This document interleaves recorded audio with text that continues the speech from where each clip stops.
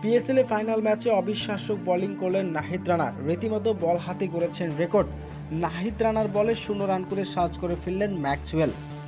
ম্যাচের শুরুতে টস জিতে আগে বোলিং করার সিদ্ধান্ত নেন জালমের। ব্যাটিং করতে নেমে হায়দ্রাবাদ কিংস শুরুটা ছিল দারুণ ছন্দে, তবে ইনিংসের ষষ্ঠতম ওভারে বল হাতে এসে ম্যাচের মোড় ঘুরিয়ে দেন নাহিদ রানা।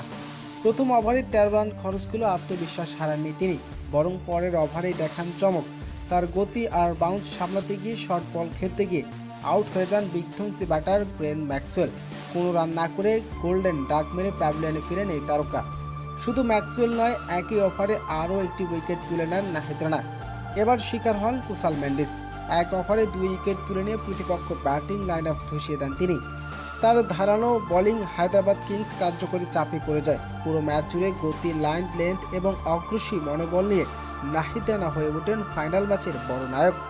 অসাধারণ বোলিং ফাইনাল ম্যাচে এবং চোখ ধাঁধানো এবং অস্ট্রেলিয়ার দুর্দান্ত ব্যাটার গ্লেন ম্যাক্সওয়েলকে 0 রানে সাজ করে ফেলেন এই নাহিদ রানা। প্রিয় দর্শক,